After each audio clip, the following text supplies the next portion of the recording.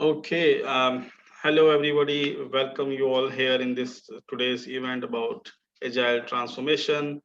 My name is Mohammad Jamil. I'm your host today, and I'm based out of Bahrain.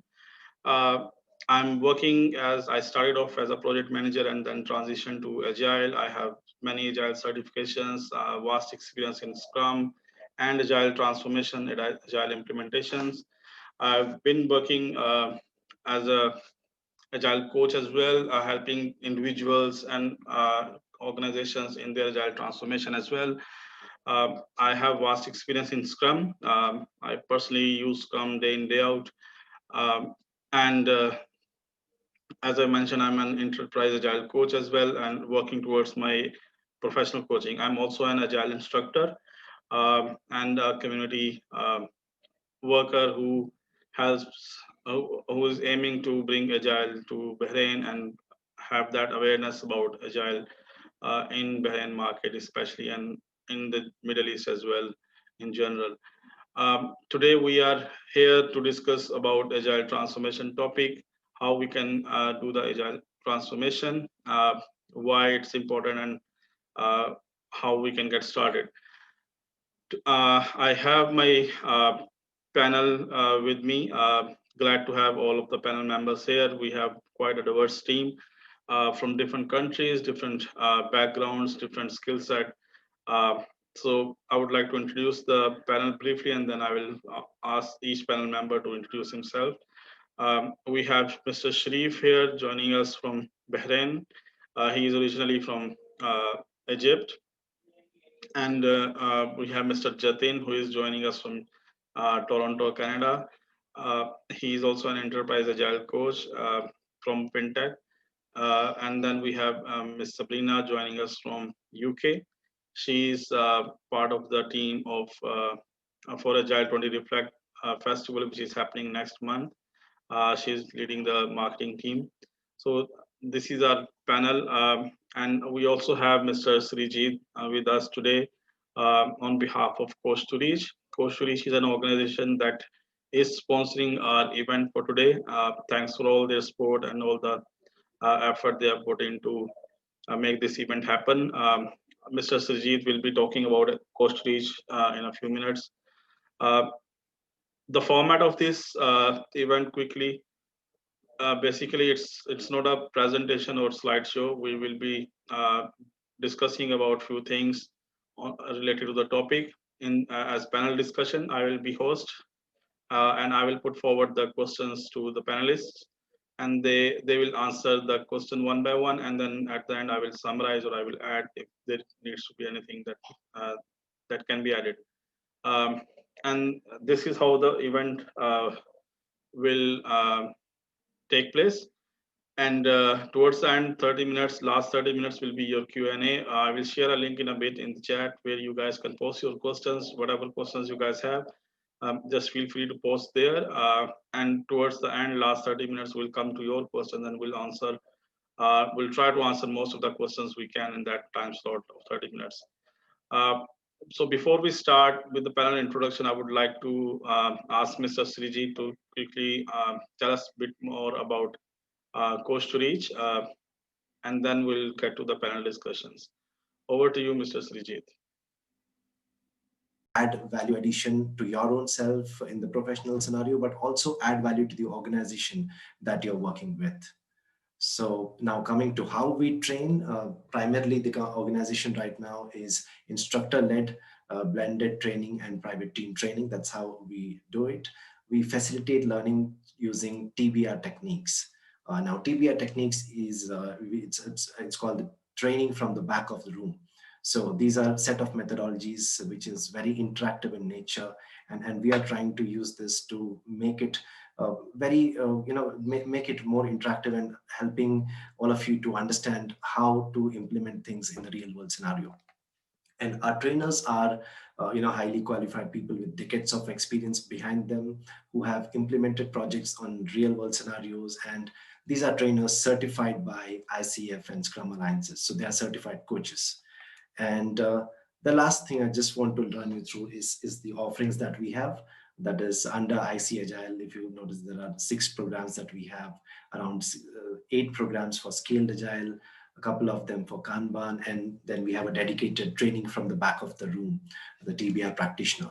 Now, these set of programs are only going to increase in the days to come, and we are going to implement programs which are more into not only limited to professional growth, but also which would enhance your personal growth as well. So those are things which we are expanding into the days to come. So that's about Coach to Reach as a company. Now I'll hand it over back to Jamil. I hope you all have a good value addition towards the end of this program. Thank you, Jamil. Yeah, thank you.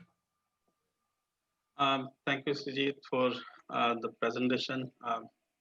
Can you unshare your screen, please? Sure.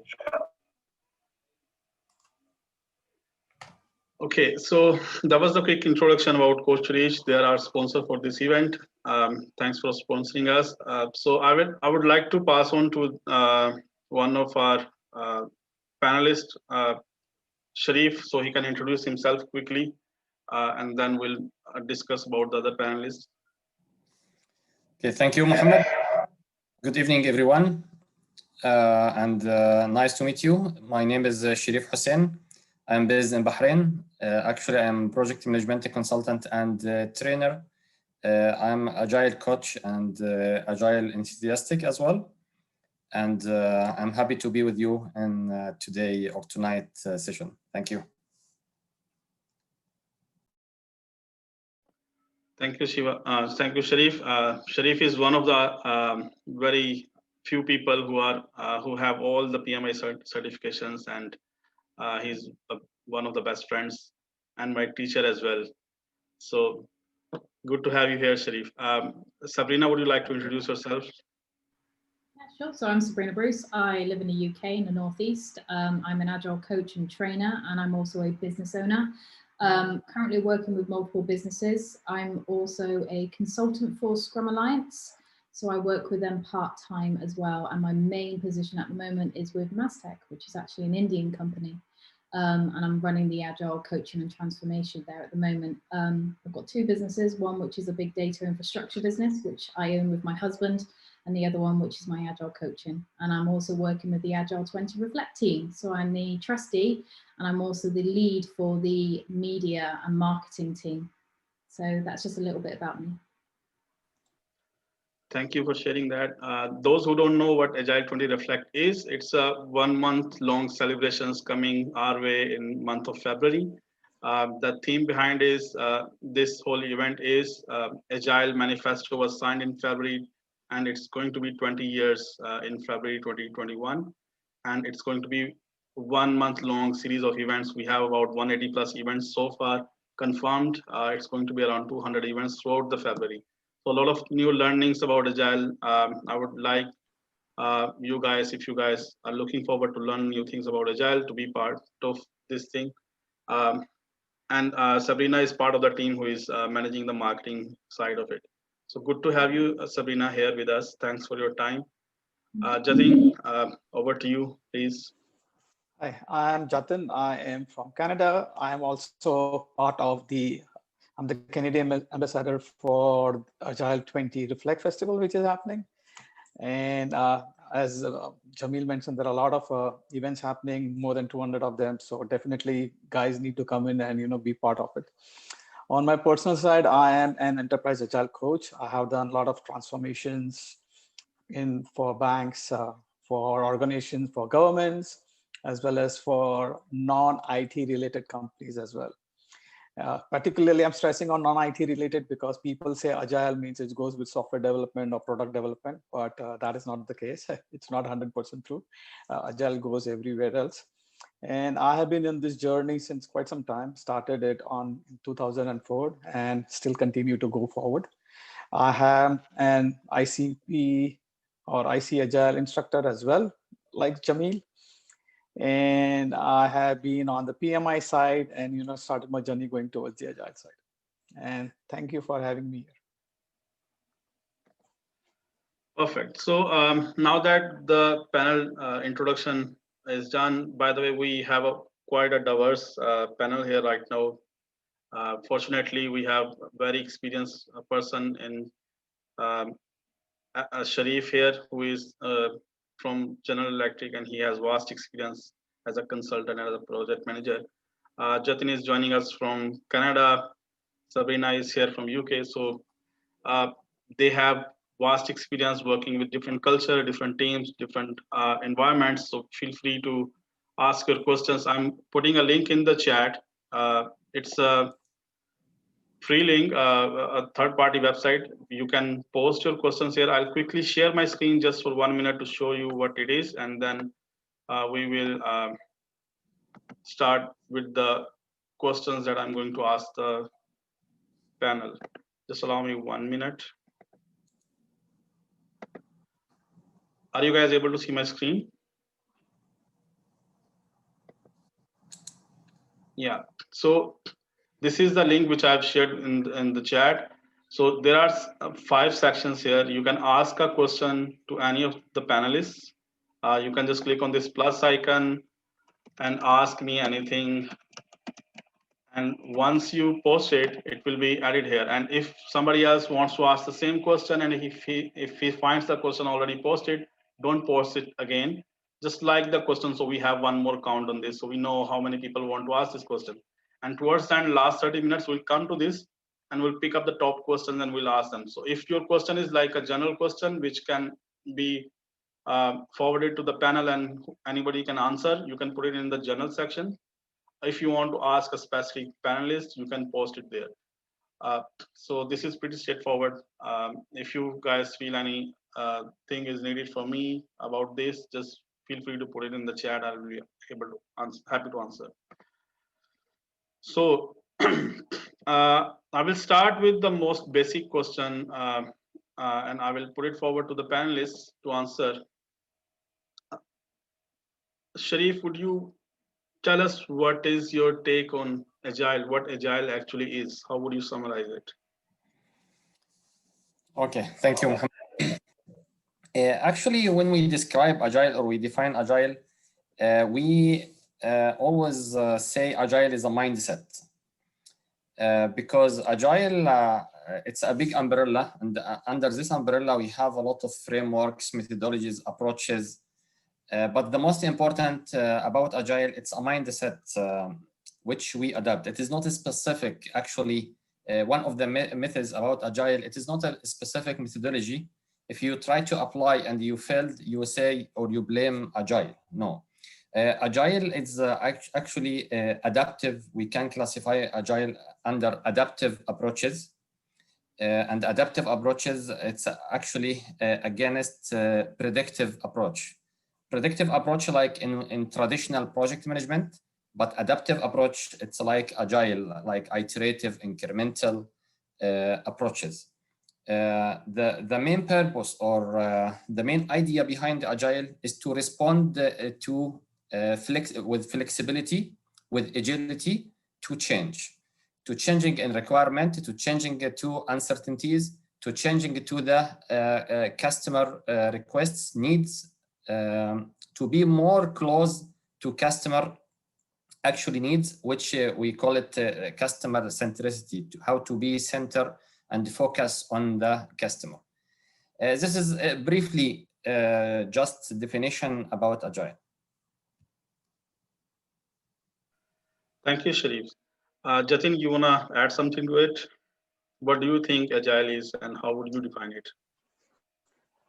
I take Agile as open for change. I definitely agree with what Sharif said. It's a mindset as well, but you should be open for change, adapt to the change, and lead it from there. So, and what I mean by that is, you can see the current situation since a year, right? COVID hit upon us, and suddenly everything changed. So people started working from home, especially in, I would say, I can talk about Canada as well as UK, as Sabrina just mentioned, since March. So as well as there were lockdowns happening, so we had to adopt to those changes put in by the government. We had to adapt to the changes put in by the environment which is there, and had to take move forward as well. It was not that we just sat back and waited for 1 year for the whole thing to pass off, right? And that is what I would call it as Agile, where you suddenly adopt to the change. You try to move around, set it up your home office, move forward with it, continued working. Of course, economy did hit upon pretty badly, but okay, that's a fact of life. But then you were ready to accept the change. Even if you were not ready, you had to accept the change, right? Whereas in Agile, it's giving you a flexibility to accept it. The more you accept it, the faster you accept it, the more productive you would be, and you would be able to deliver much more faster and better. Thank you. Thank you, Jatin. Sabrina, what's your take on this same question? So I would concur with both of my colleagues here. The one main thing I love about Agile is one, it's simplistic. It makes sense. It's moldable. You can mold it to anything. It's not just software related. Anyone who's ever seen me present before, you'll hear me say that I use Kanban to organize my wedding. I actually have Scrum boards as an example around my house for the renovation in my house. You can use it at home. I've actually Kanbaned my friends' children, and you can use it for anything. The second bit I absolutely love, and what Agile means to me, is the continuous communication and the continuous feedback you get, which is different to waterfall methods. Now, I'm not against waterfall. I'm Prince 2 certified as well. But that constant feedback between the people that are actually physically doing the job and the customer, to make sure you're creating the actual products of the item, the entirety that they're actually wanting. And also the other thing would be the actual trust you get in the people doing the job, that they are the expertise, not someone dictating to them who has possibly never ever coded, as an example, before. The trust you actually give developers or the people physically doing. And that is why I love Agile, and also what my colleagues said as well. Thank you. So a lot of good things. I would just summarize. Actually, since I'm host as well and part of the panel as well, I will just try to play the role of facilitator, and I will just recap things because most of the things you guys have already summarized. So there is not much to add there. We discussed quite a few things which I've taken note of. So Agile is adaptive. Agile is something which is open to change, or being open to change, and have that mindset where you are looking to embrace the change and not resist it.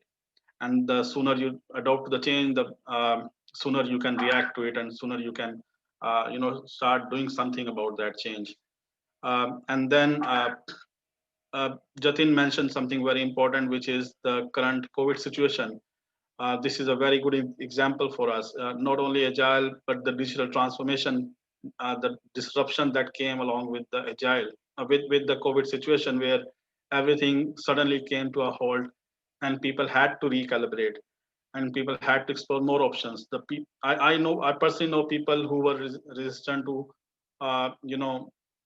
these using these tools and having virtual meetings, and people were under the impression that virtual meetings, no, we have to go and personally meet people.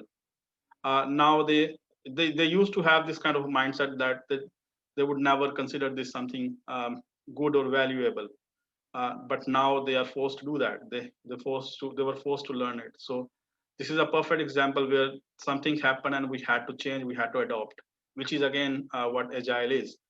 So it's a very good example for us to look at and learn out of it. Sabrina made a very good point that the beauty of Agile is it's very simple.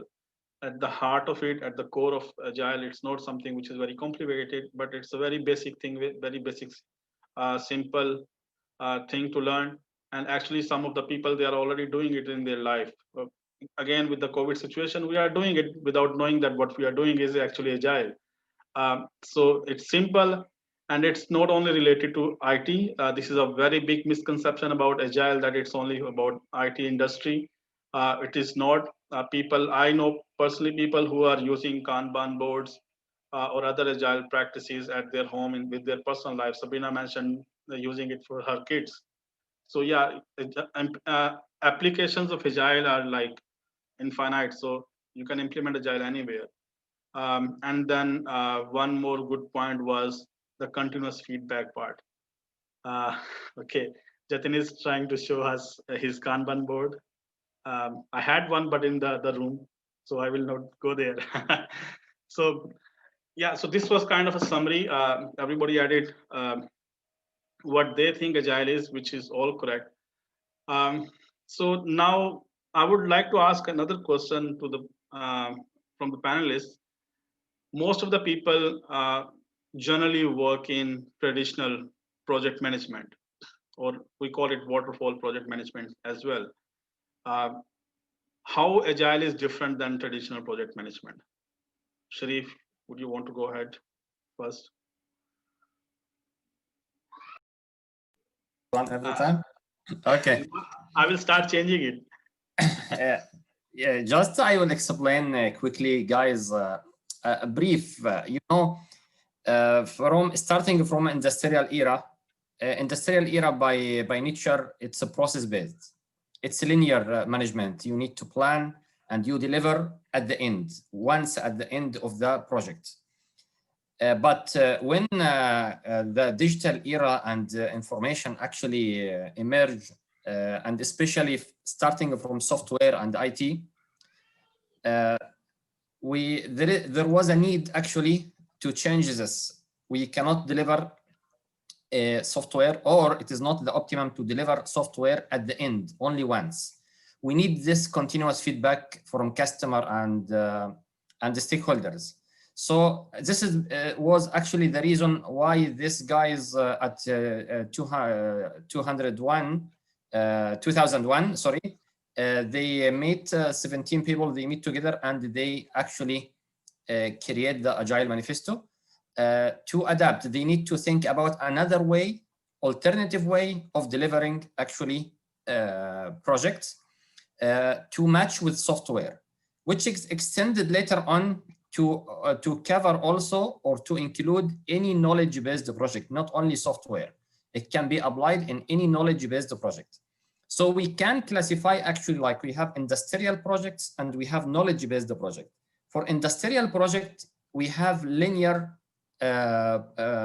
projects, which like we call it waterfall or predictive, which we call it traditional project management. And I don't like the word traditional, because it's still applicable. Some people, they think a traditional project will not be applicable. No, some projects like in industrial, we cannot shift completely to Agile.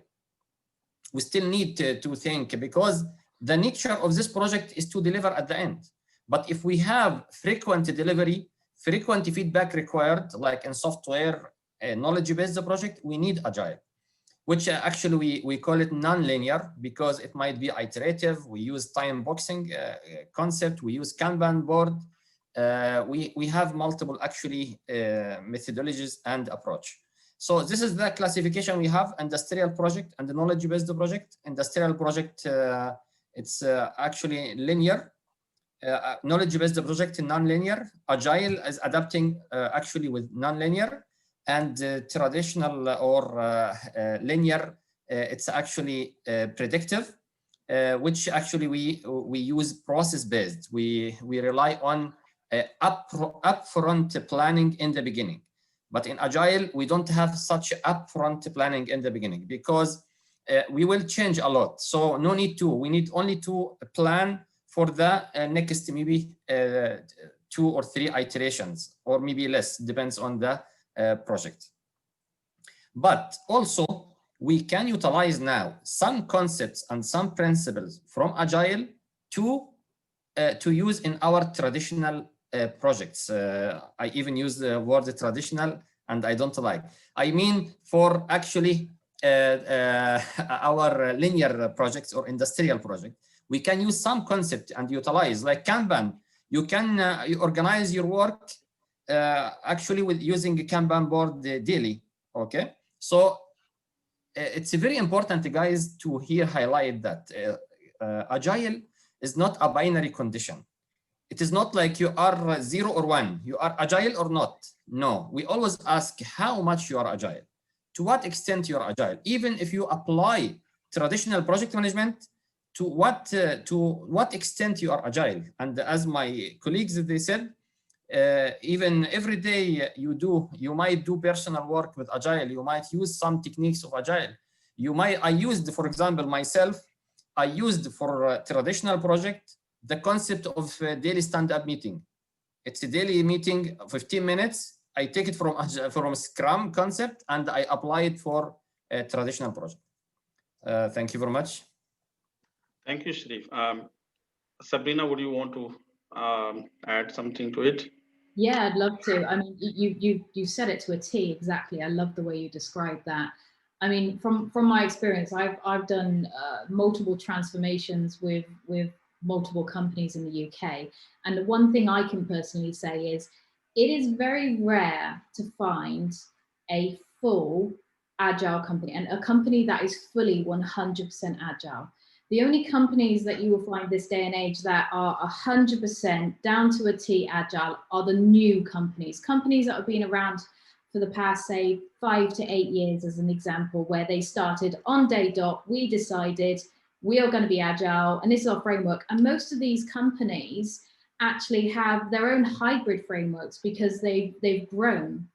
So a lot of companies I work with do still use Prince 2 waterfall.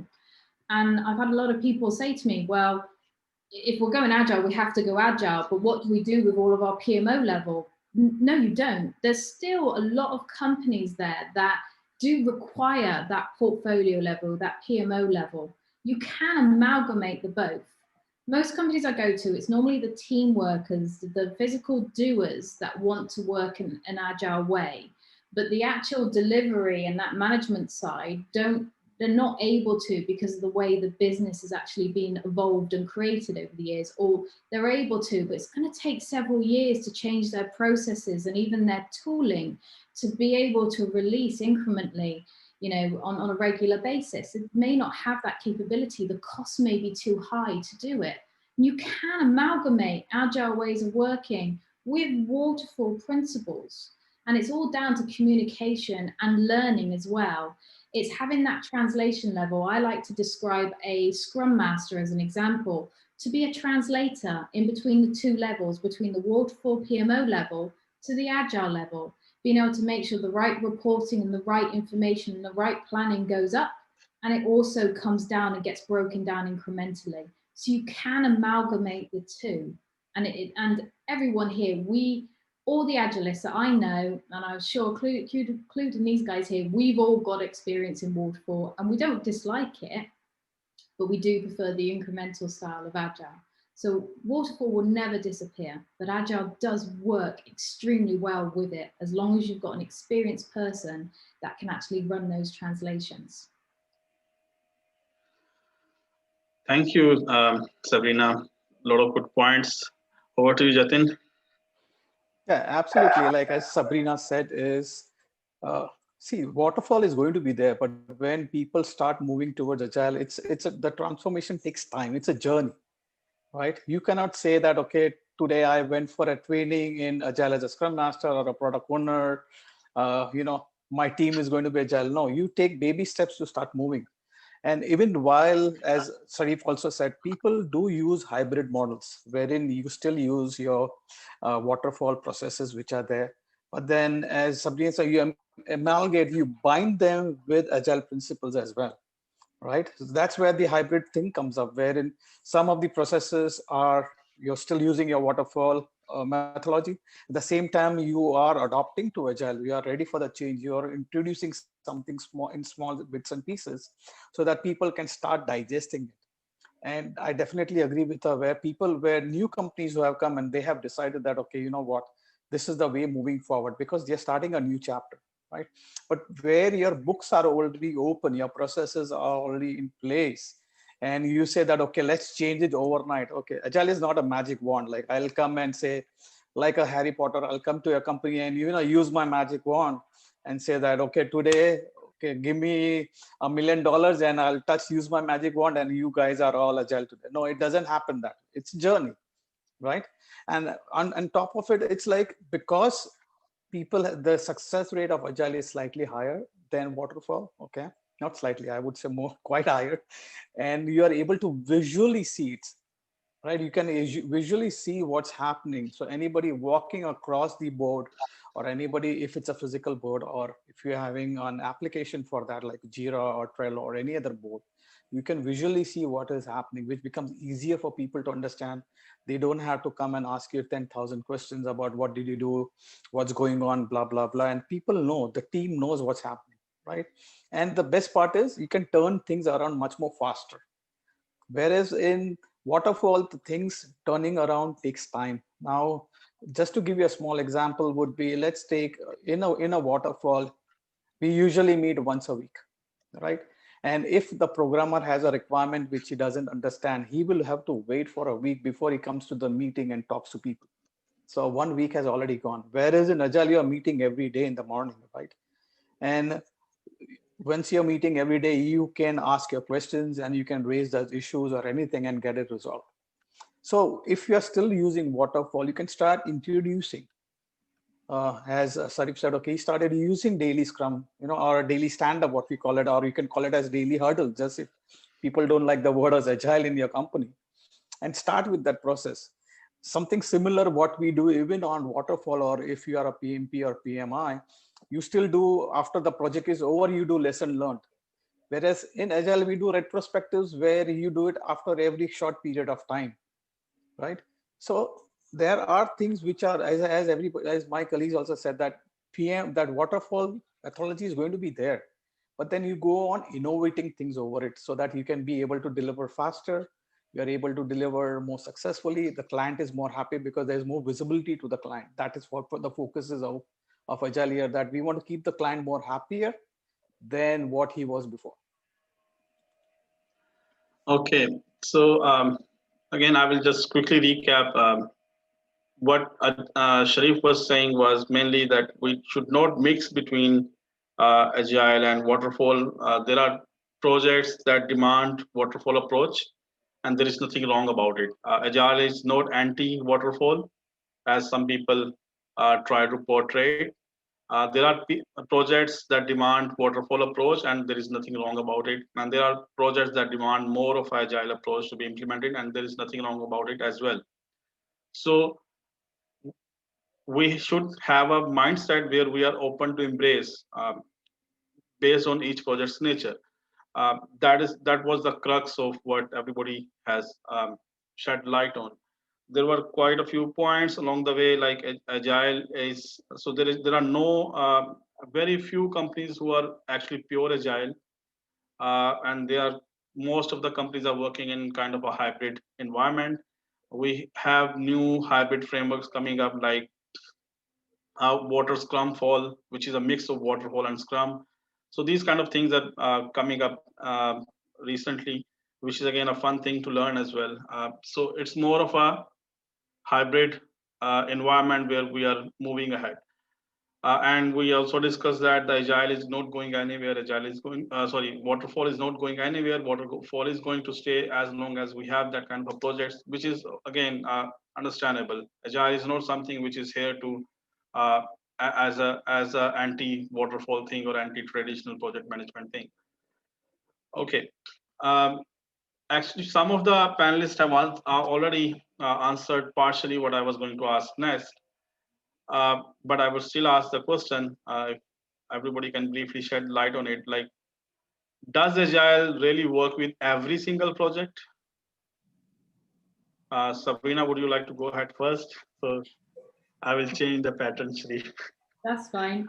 There's a possibility it doesn't. I mean, obviously for what I do for a living, I mainly work with agile frameworks, agile companies, but there are sometimes it won't work.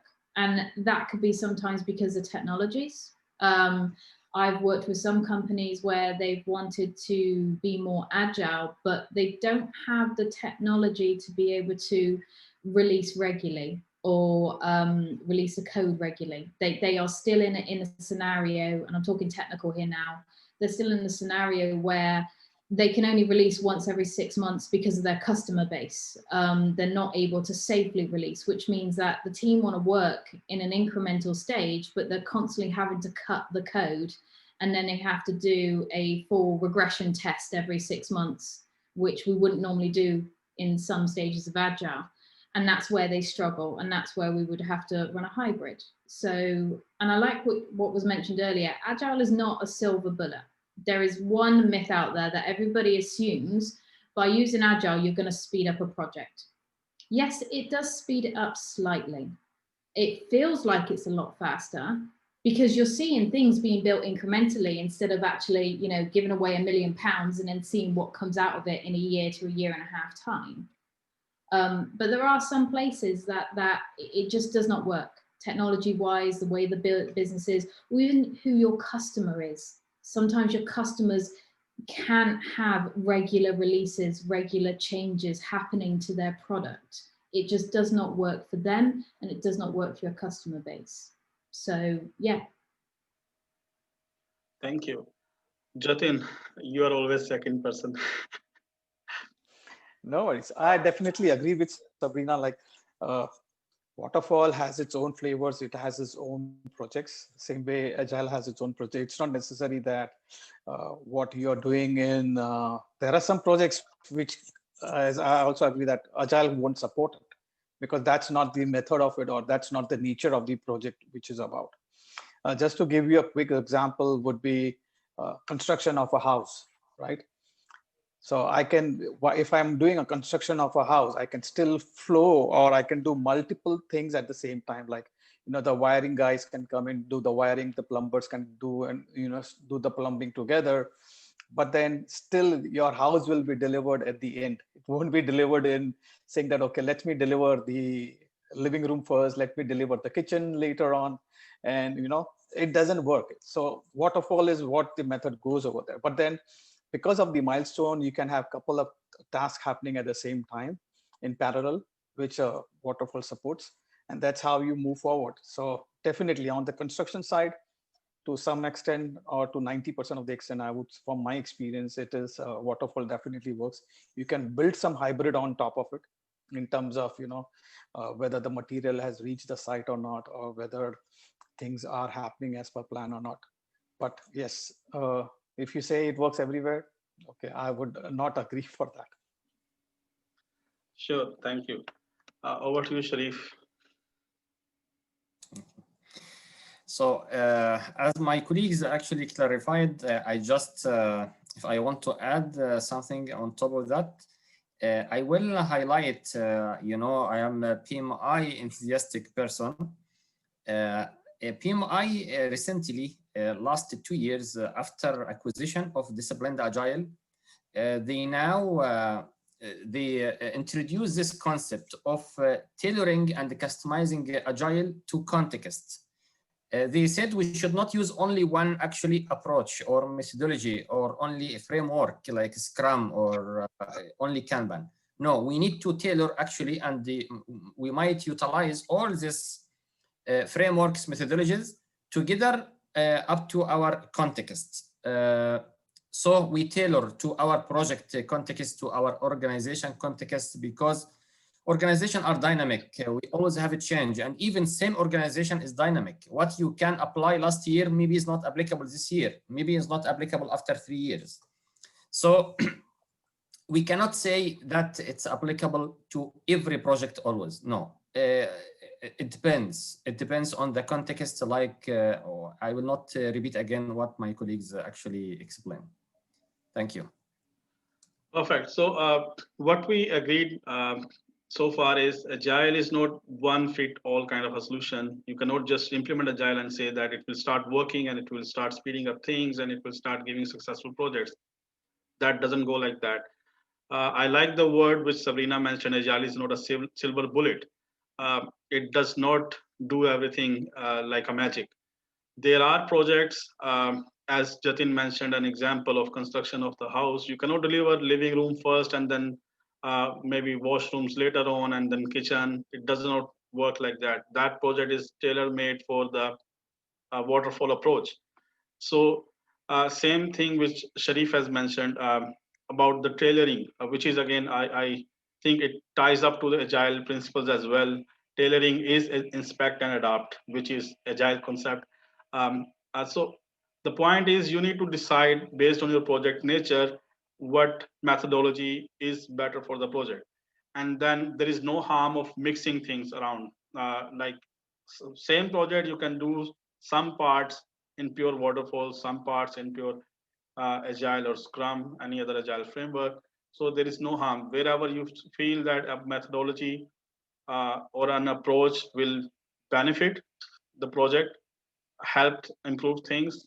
There is no harm in implementing them. So that's the whole uh, principle of tailoring the things based on your need, or in agile terms, what we say, inspect and adapt. So perfect. Before we move to the next question, just quickly, I will post the link again in the chat. Those who joined later, uh, sorry, yeah, those who joined later, just please place your questions on this link. We will come to those questions in about 15 minutes, and we'll answer those questions. Um, Moving on to the next question, I would like to ask one question, which is again very in-depth question, but just to understand the basic of it. How would you define a fixed mindset and a growth mindset? What is the difference between these two? Jatin, you go first, please. Sure. Fixed mindset is where, I'll put it very simple and I'll keep it short, where you are not ready for a change. You are not open for a change. You don't want to change. You are happy with the way things are working. You don't want to innovate. Whereas a growth mindset is where you're ready for a change. You want to try something new. You want to see whether, even if you fail, you are learning, right? So don't keep in mind that, okay, if I fail, I'm not, oh, it's a failure. It's not a failure. It's a learning experience. And a simple example I would give you would be comparison between Blockbuster and Netflix, right? So Blockbuster was not ready for a change. And if you tell me if Blockbuster still exists, how many stores that they exist, I don't know.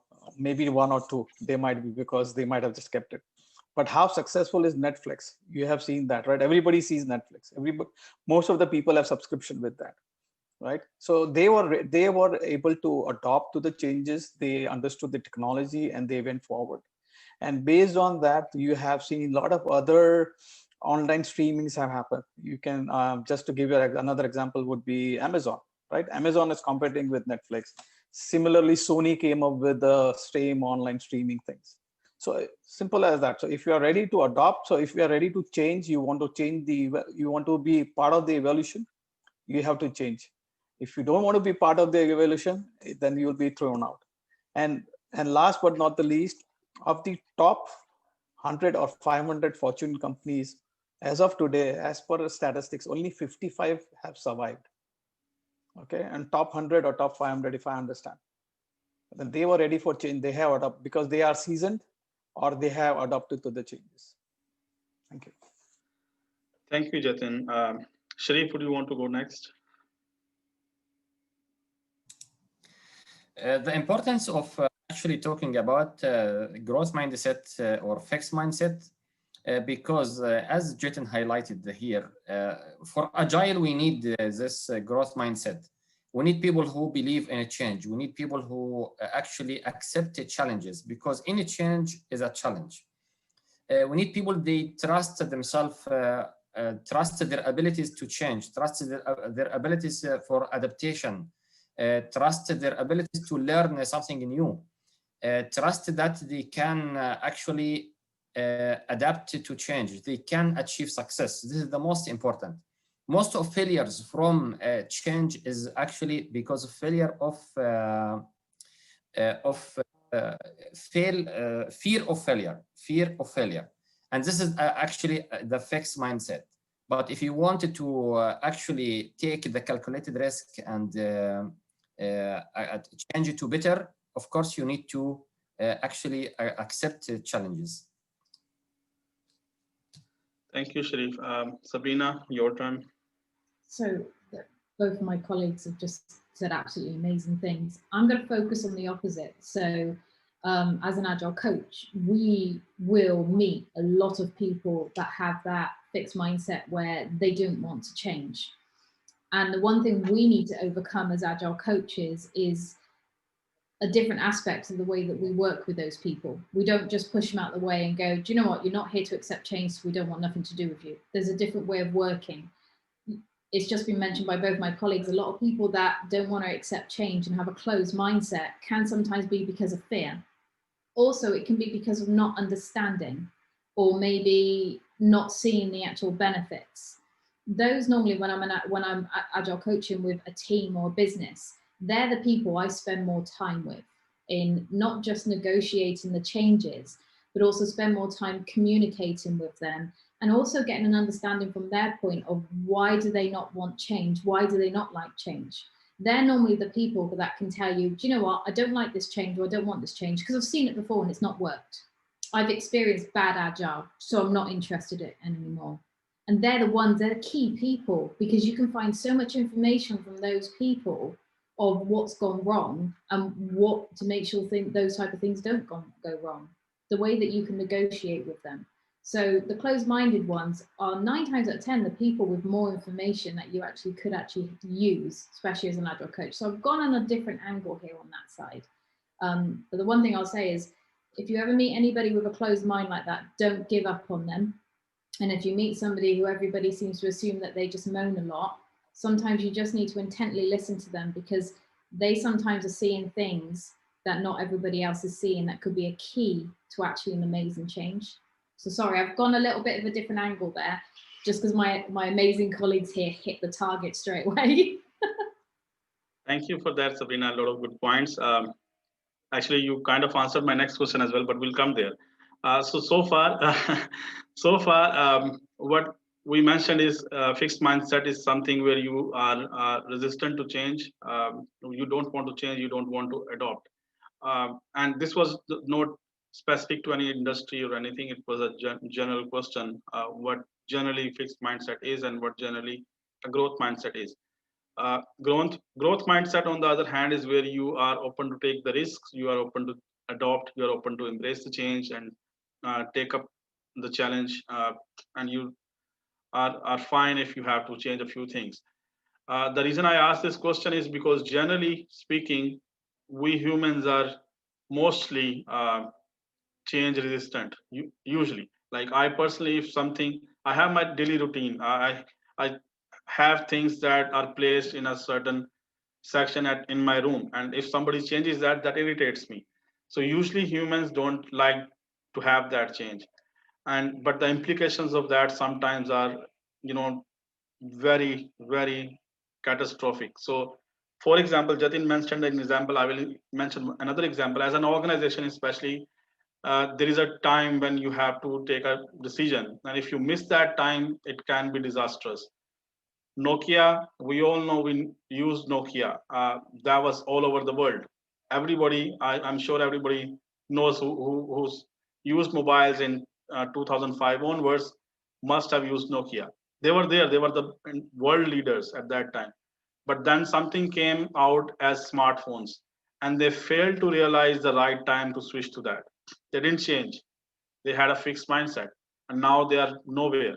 Like, we hardly see anyone using Nokia mobile phone, even though they tried, but it was too late for them. So this is the importance of having a growth mindset. It's important to see what is, because we are. I would like to go back to the point where Srijit presented in the start. We are in a VUCA world where everything is volatile and complex, and it's changing too fast. 2020 was a perfect example for us to look back at. Like, a lot of things changed. uh, Nobody used Zoom that much before 2020. Now Zoom is like part of our daily life. So this is the change, and we had to adopt to it, right? There are many businesses that got shut in 2020 because they didn't have that room to change. And there are many organizations who groomed in this period. It depends on the nature of the business as well, yes, but uh, there is an importance of having growth mindset. My next question to the panelist is, now that we have discussed the growth mindset and fixed mindset, how can we see how can we help people developing that growth mindset? I'm not talking about agile or anything else. Generally, if you think that person needs to change and he has a fixed mindset, how can we uh, help them transition to the growth mindset? Jatin, you first, please. Sure. A person has to start thinking about, if I see it this way, that okay, what is going to benefit him? It's something simple. If something is going to benefit anybody, then I would definitely go with it. If something benefits me, I will go with it, right? And it has been shown that it has been also studied. Even statistics says that if you want something and you run after it, definitely you're going to be successful in getting it. And that's what simple as a growth mindset, or transitioning to a growth mindset. So you start opening, you, instead of being closed-minded or not ready for ask changes, keep it open. I would say, if my colleague or if my junior comes and says, Jatin, this is an idea which I have, what do you think? I should be open to listen to him. Like, okay, tell me, what is your idea, how beneficial it's going to be, how overall it's going to impact, right? And if it is good, why not take it and move it forward? So that will motivate him as well. But if I just say, you know what, no, forget it, I don't like your idea is there, but keep it to yourself, I'm not ready for a change, it's not going to help. So welcome people come up with their ideas, because people have people's mind is can do a lot of things, and we have seen that in the past. Like, we have got people like Einstein, and we have got people like uh, Satya, who's running Microsoft. We have got people who are running Amazon. You know where Amazon Jeff came from. Like, he was selling he started selling books on Amazon, and he was ready for a change. He started moving changing things, and today Amazon sells everything, right? Even if you tell him Amazon sells anything, even if you tell him need needles, they would sell you needles as well. So that is what is a growth mindset. You are open for a change, you are ready to accept things, you are ready for suggestions, you're not closing people down. Thank you. Sabrina, would you want to add something? You just reminded me I need to order something on Amazon. Do you know what? I like to go into behaviors in these situations, because we are always, and I've already kind of briefly touched on it previously, that when somebody has a closed mindset, I like to have a look at their behaviors, and I like to use communication a lot. I like to get an understanding of why they feel closed-minded about that situation. What is there a fear? There's always a reason behind why human beings shut themselves down to an idea or to something new. There is always, and it's normally either down to an experience or being uncomfortable or not having the relevant information to allow them to be able to make their mind up. And taking that time with that person or that people or even that business, because don't get me wrong, I've actually been employed by businesses that want to do an agile transformation, but the execs don't want to do it. And it's like, well, hang on a minute, you've brought me in, I'm not cheap, and but you've decided you don't want to do it. And I've had to work with them to kind of explain the benefits and go through how amazing change is. And I've used examples the same as my colleagues have. You look at these businesses that have been able to make a change, but 9 times out of 10 it is down to either fear or misunderstanding or needing more information and taking that time. And as agile coaches, we are coached and trained to be able to use those behaviors to speak and communicate to people. Thank you. Very good point, Sabrina. Over to you, Shali. Yeah, if I want to add, I will just borrow something from David Anderson. Recently, I attended a training about Kanban maturity framework. And part of his Kanban maturity framework, he defined something called stressor to actually motivate people to do change or to change from maturity level to the next maturity level. You need to actually use this stressor on people. Like what Sabrina and Jatin mentioned, stressor can be desire for value or fear maybe from failure. It can be used also as a stressor. So you need to use some stressors to push people or motivate people to change or to change their mindset from fixed to growth. This is something I liked so much. And of course, it has some techniques and tools You can read for David Anderson if you want to learn more about how to use such stressors in a change management process. Thank you. Thank you, everyone. So basically what we discussed so far is it's important. I like the points which Sabrina mentioned, basically exploring why they have that fear, because it goes back to your personal beliefs and values as well, and your way of thinking. I personally came across a lot of people, they have a very good solid plan about starting a business or doing something about a new idea, but they are somehow holding back.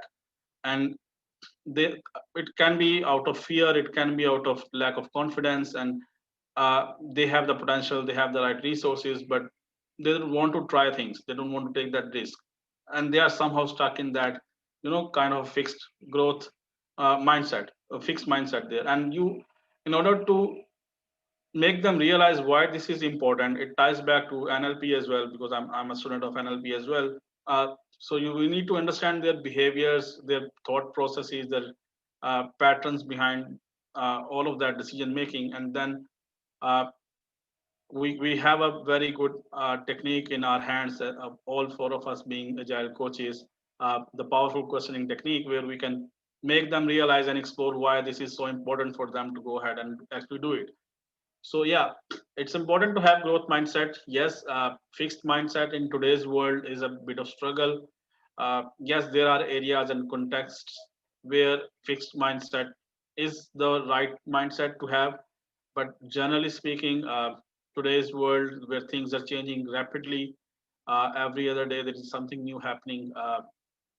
Growth mindset is something to look forward to, and it's important to have that growth mindset in our organization, in our personal selves, in our teams, because even with the organizations, there are areas, there are people around us who are usually resistant to change, and they don't want to try new things, they don't want to try, I'm not talking about agile, but anything, like usually what people behave is they usually shut down the idea.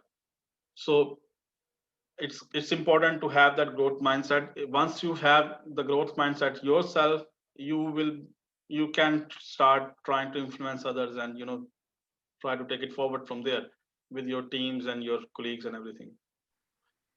I still do have few questions in mind, but since we mentioned, we'll dedicate last 30 minutes for the Q&A from the participants, and we have quite a few questions which I'm looking at on the board. Yeah, so I will share my screen so we can see the questions that the participants have posted. If anybody still has some questions, feel free to post them in the link I've shared in the chat, and we can start answering these questions. Can you guys see my screen? Okay. So there is only one question that is asked to Sabrina, so we'll start from there. Um, Agile prompts empiricism and learn from failure. Okay. However, in real life, it is very difficult to the business to balance between accepting the failure and cost of it, and the need for quick launching the completion of the project. Okay, So I can yes. fully appreciate that and understand that. As my husband's business, we've got employees, we've got customers, and I can fully understand that and appreciate that. But you can actually, so the way that I'd actually answer this question is failure, especially when you're using an agile framework, failure actually comes sooner than if you're using a waterfall framework. Because you are working iteratively in small chunks, I like to call it rinse and repeat, you can pick up the possible failures sometimes before it actually does happen to a big, large scale and to a big extent where it could cost money. When you're talking on a business factor, you're talking, when you think failure, you're talking money or disappointment to an actual customer. And this is where Agile does actually work really well, because you can actually sometimes envision and see the possible failures in advance and to make sure it doesn't happen. But failures will happen and we learn from it. And when you're working in an Agile way, the failures become a bit smaller because you are working iteratively in small chunks. Another thing I like to say to people is failure is known. We are brought up from a young age that the word failure is a negative word. We're actually in this day and age, and the new generation that we are seeing coming into the world and working are actually learning that failure is not a negative word, it's a positive word. And the reason why I turn it into a positive is because you learn from a failure. If you don't learn from a failure, then that's it. You've lost money, you've lost a customer. But actually, if you learn from it, it becomes a benefit and it becomes a positive, because then you can make sure that you can put processes or software or changes into the code base, as an example, in place to make sure that failure does not happen again. So I like to turn that into a positive instead of a negative. Us as human beings, we learn from failing. If I walked out on my doorstep right now and I fell over, I'd learn that actually it's icy outside, so I'm going to fall over. So next time I'm going to step easy. That's the same within the business life. You make a mistake, you learn from it, and you try to make sure it doesn't happen again or cause as much cost.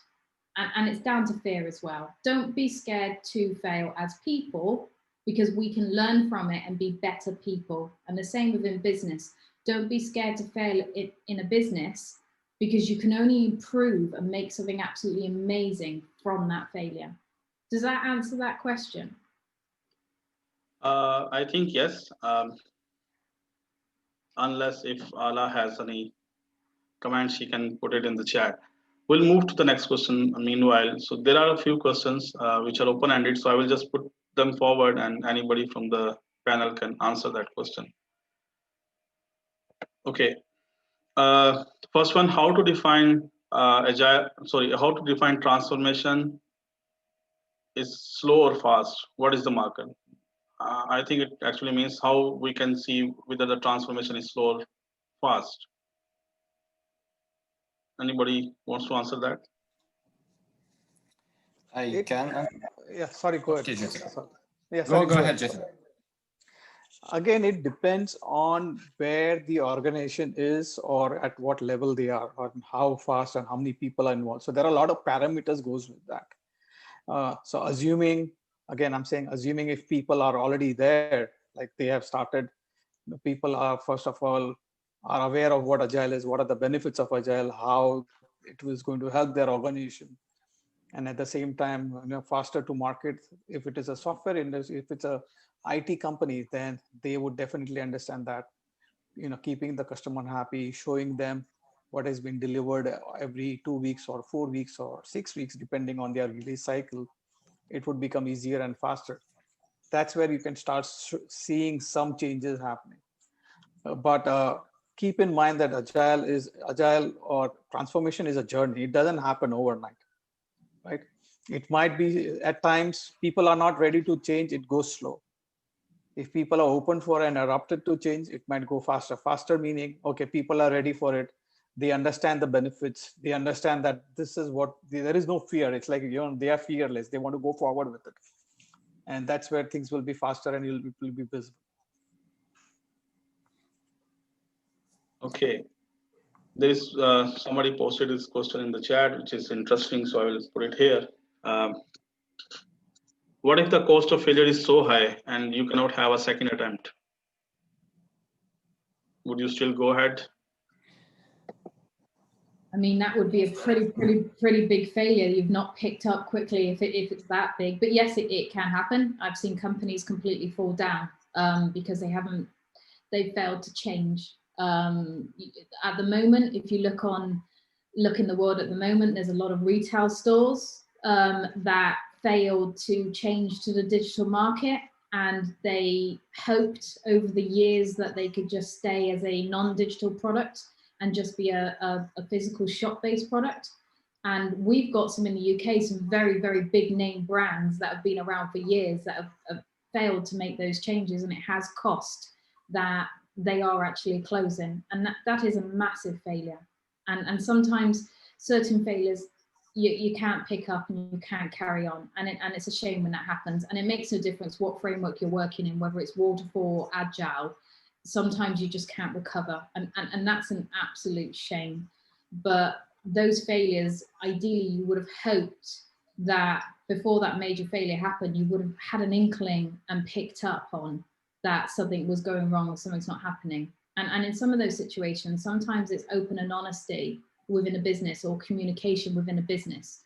You know, you've got one area that's saying everything's absolutely fabulous, where actually the teams are scrabbling around because it's not fabulous at the moment and there's a load of problems. But to the senior leadership and the owners of the business, they think everything's fabulous and going absolutely smooth. And that can sometimes be down to communication or not feeling that they can be open and honest. Obviously, that question is a very wide open-ended question, but yeah. I don't know if my colleagues can kind of add to that. I would add something to it. The reason I picked this question is because above all, waterfall, agile, or anything else, it has to make the business sense as well. If you see as an organization that this is too big of a risk, why would you want to go ahead with that? So the point is there has to be some business sense to it.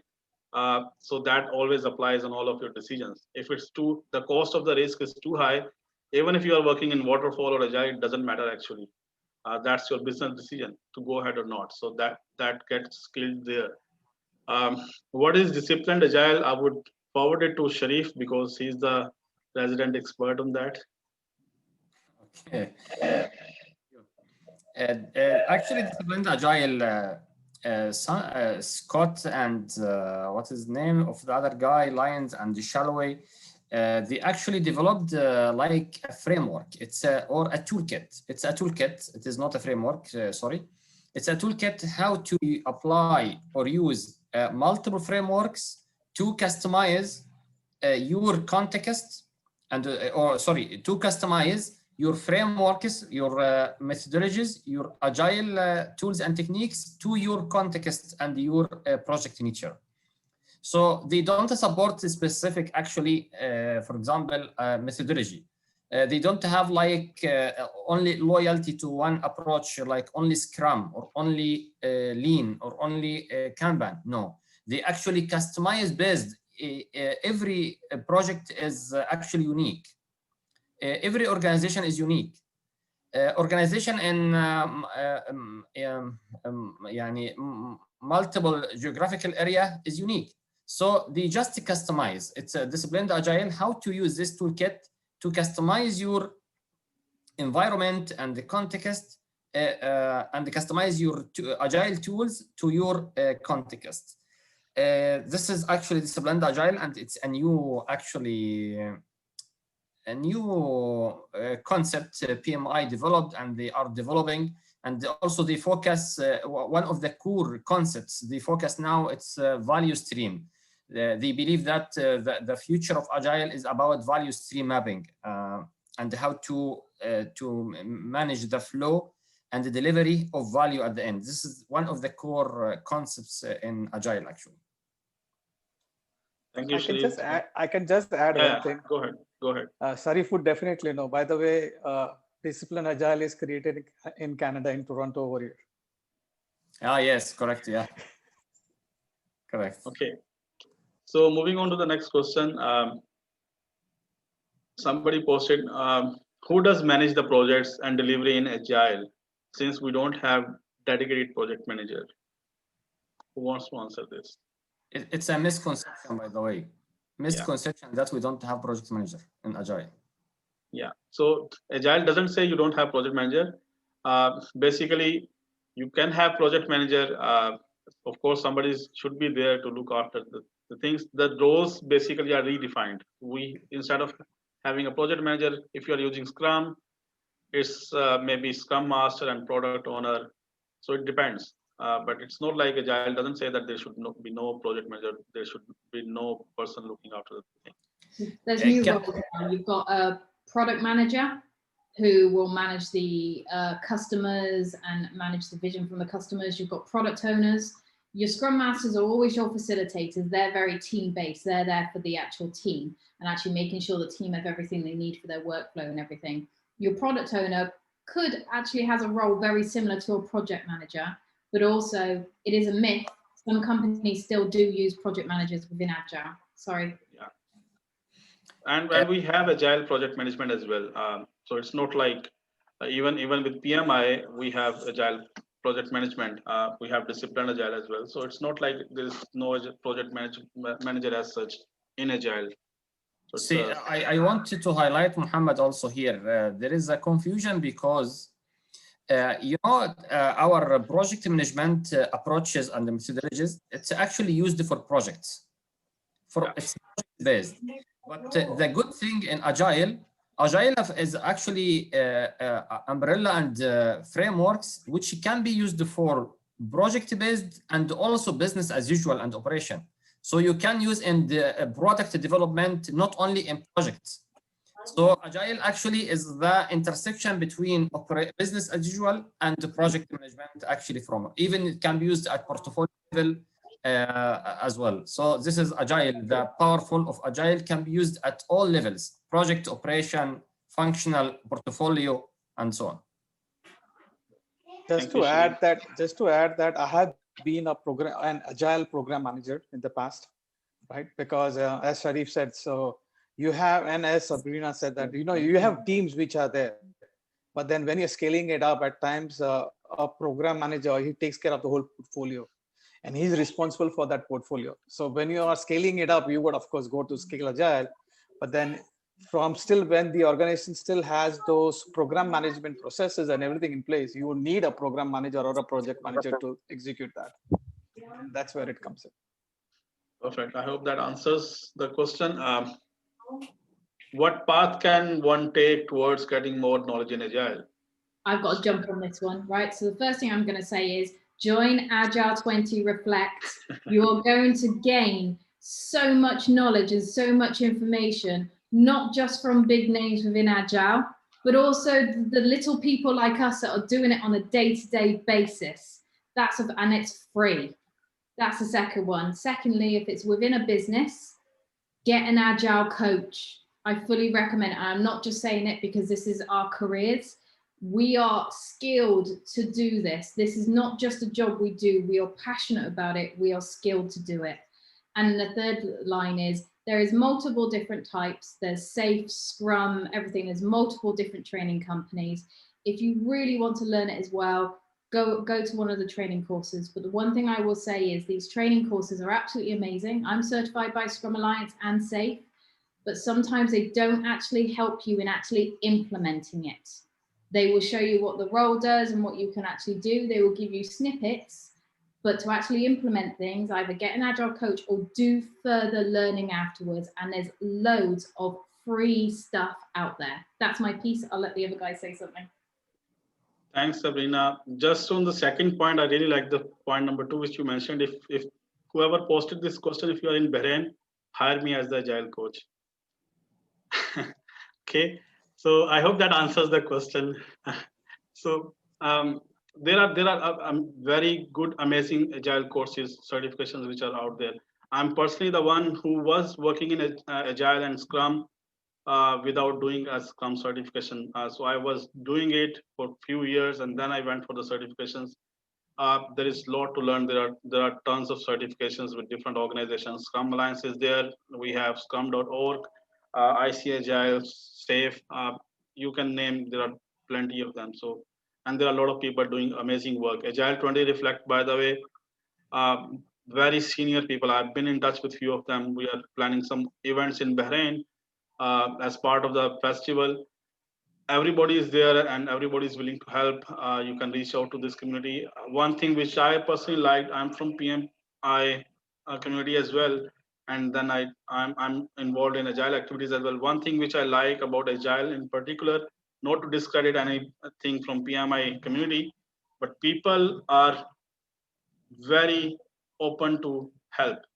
And they are easily reachable. You can talk to anybody as senior as Jeff and anybody else, and they would be willing to help. And they are available on different channels, so you can reach out to them. All you need is just the hunger and the passion to learn more about it, and it will be there. Okay, so next question: how to implement? Actually, I will skip this question because this is going to be a very detailed answer. In fintech, we have Jatin here, and he will get going on this. So if you want, I can, whoever posted this question, reach out to me. I can put you in touch with Jatin, and maybe we can draft your reply on this. We are actually bringing up an event next month to Bahrain to focus primarily on fintech. So I think this will be taken care there. So I will pass this for now. But very good question, by the way. How agile approach is better suits a situation where requirements are unclear? Who is going to take up this question? Yeah, it's, see, when the things are not clear, that's what Agile is all about, right? You don't have requirements in place, but you have, let's say you don't have 100% requirement in place, but you have something to start going, and that's where you come in. So it's because it is iterative, as Sabrina mentioned earlier, you're delivering things in bits and pieces, and then finally you are integrating it and everything comes together, right? So whatever you have, you go on developing it. If you don't have those requirements, you go on getting it from the customer, right? So a customer is involved during these phases. So if you see earlier in the waterfall methodology, the customer would only come in when we are doing our delivery. But whereas over here, the customer is involved with you during the requirement stage. They are involved with you during the demo, which has happened, what we call it as a sprint demo, which happens internal and external. And then finally, again, you connect with the customer when the release happens. And then, of course, a UAT happens. So the customer is more engaged with you than he was before. Thank you, Jatin. Anybody else wants to add anything, or shall we move to the next question? Okay. Why agile transformation fail? One of my favorite questions. I can add a little bit to that. I've been in scenarios where agile transformations have failed. Either I've been brought in because they've tried to do an agile transformation and it's failed. And one instance sometimes where it fails is where you don't look, excuse me, I've got my puppy wanted attention, where you don't look top to bottom, left and right, as I call it. When you're running a transformation, it's not just team level. It's multiple levels across the company or across a department, like an engineering department. It's getting that understanding of how does the work come in? Why does the work come in? Who's your customer base? What happens when it comes in? How does it get to the teams? How does it get broken down into teams? How does it actually get released out? It's having that full understanding, and I call it top to bottom, left and right, and having that communication. And if you don't have that, that's a risk of it actually failing, because sometimes you can't just implement it in one area. You need to implement a transformation into multiple areas. And that can also include implement training and coaching in multiple areas and getting everybody to speak the same language. That's one example I have. Anybody wants to add something? Yeah, I can add to what Sabrina said also. Any transformation is a change, and the change is a process. And we need to understand that for any change process, if we are at this level, for any change, things always get worse before it will get again better. So people at this area, when they go worse, okay, they fly suddenly or quickly from a change because they judge that change is failed. They are not patient enough to again wait for improvement because it's a process. It takes time. Plus, of course, the mindset is important. Some people, they do change, radically change, and this doesn't work in organization. Agile is mindset. It takes time to change the mind of people. You need to tailor and consider context. One of the actually misconception, people, they try Scrum, it doesn't fit for their environment or context, and they hate Agile. You need to find if even this framework doesn't work for you, please try something else. You need to choose the right framework also for your context. You need to be patient until people change, because people, when you talk, sometimes you talk to some organization, no clue at all about Agile. People, they don't. Maybe we are in the community, so people here, they know. But some organization, complete organization, they don't know about Agile. So it needs time. Of course, this question can be only one lecture about this question to answer. We have a lot of reasons. Yeah. That's the reason why I said one of my favorite questions. So Very good answers. Just to add a few things, some of them Sharif and Sabrina mentioned. It's very important before you start the agile transformation to see whether you have the right ingredients. If you are trying to implement that in your organization, does your organization supports the agile environment? Does your management will be open to adopt that change? Does your team will be able to embrace the change? Will they like it? Will it work in your environment? Because all of these things matter. uh, you don't want to end up trying to implement agile when nobody actually uses it. Nobody shows up in the morning um, stand-ups. Nobody follows the agile. It's a waste of time and effort, and all of that. So it's important before you actually do that. And one of the most important thing is the knowledge about it, the awareness about it. People needs to be trained. People needs to be explained what is agile, how it works, what are the benefits, what will happen differently. It's again, it goes back to the things we have discussed earlier as well. Like, before you make the change, you have to prepare for that change. It's about growth mindset. You have to have that mindset in place. So a lot of things comes into it. This is a very detailed topic actually. As Sharif said, we can have 2 3 sessions on this one thing alone to explore this further. But yeah, on a high level, and this is why you need agile coaches. There is a dedicated role where agile coaches come into the organization and they actually evaluate your entire organization, see the way things are happening, what is the mindset in the organization, what is the culture, what are the values, belief system, how the internal politics and dynamics work, and then they start educating people towards agile transformation. It's a journey. It doesn't happen overnight. It's not something which you will just put in place and it will start working. That's a myth. It's a misconception. It's a journey and it will take time. And as Sharif said, whenever you adopt any change, initially it will not start giving you results right away. Once you do that, even then you have to have that patience to give it enough time to start giving some results. So this is a whole different topic. I just wanted to highlight that quickly here. Some of the other questions I haven't picked. One question which I just moved to this section because it was also related to fintech, financial industry. We'll probably have another event for this, so I'll skip that.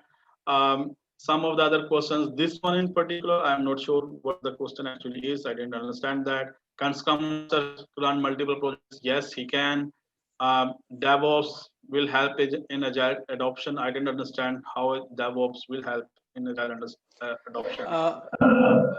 Unless Jamil, anyone. in terms, yeah, sorry, Jamil, for can the Scrum Master run multiple projects at the same time? And do you recommend, again, it is based on the organization. If Yeah. if technically, as per Agile principles, he should not. But then with the flexibility that Agile gives you, you can. So what Yeah. I mean by both this side is based on, again, what your company says or how much task does a Scrum Master have in his plate. So in case he's able to handle two teams, then yes, why not? If he's not able to handle two teams, he just can handle only the work, which is there's a lot of work to be done in your own team. Then of course you should just I've personally one seen team. some Scrum Masters being involved with 2 different teams. So as long as he can do it. Yeah, Yeah, I've coached multiple exactly. Scrum Masters, having the ability to have multiple Scrum teams, and the recommendation I always give is one, they need to be an extremely experienced Scrum Master to do it, because you need to be able to coordinate, facilitate multiple teams, be extremely organized, and also make sure you are giving enough time and attention to those teams.